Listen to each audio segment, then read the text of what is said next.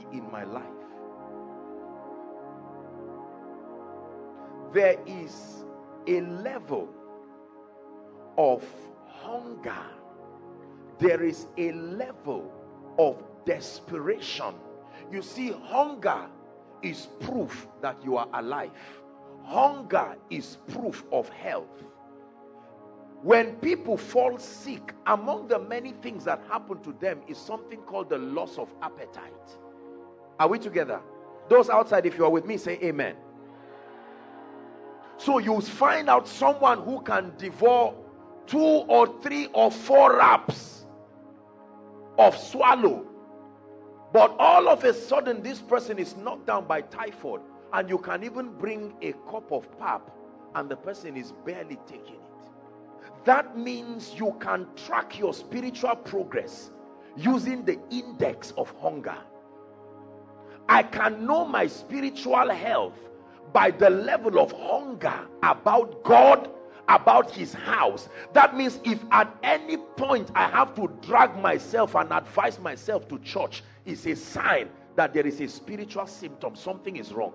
He said, I was glad. The same David. Not I was angry. I was glad when they said unto me, let us go. Because there is something about the house of God you don't find in a bank. There is something about the house of God you don't find in a movie theater. The acoustics may be the same. The vocal prowess of the communicators may be the same. But the presence factor, that factor, I was glad when they said unto me. Is God blessing us already? So that there is a measure of passion and hunger.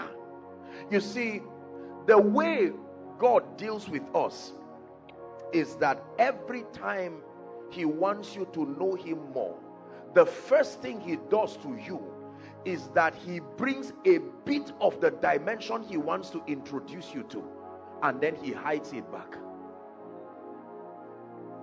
It is his system of luring men. He introduces something. So as a man of God, he wants to bring you into the healing ministry. And this is how he will do it. One day you will go for a program. You know that based on your preparation, nothing should happen. It will surprise you that blind eyes will open. You know you are not part of that miracle. You are just standing on stage. That's why they think you are the one. You are as surprised as those being healed. You go back home and say, my wife, what happened? And then the next meeting you go and nothing happens. God says, I'm drawing you. Come and let me show you the secret that makes that realm your permanent habitation. That's why the Bible said, oh, taste. I come from the north. I know you find them here. But where I come from, the people that sell suya for you, when you go to eat, they just cut a little. Does that happen here? Remember, you plan to buy for only 500 naira. That was the initial plan.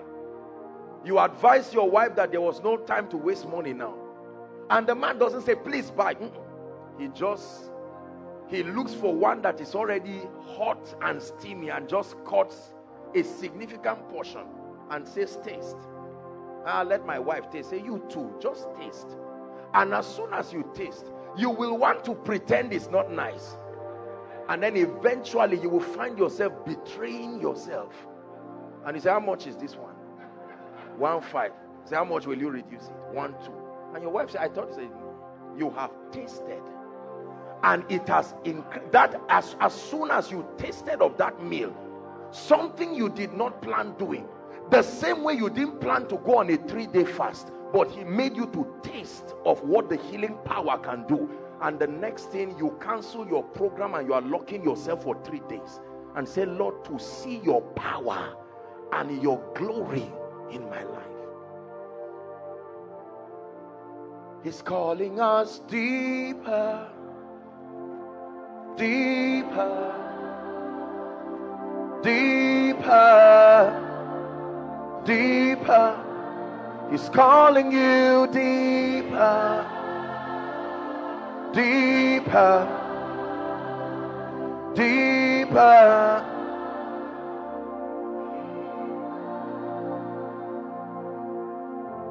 This can't be it.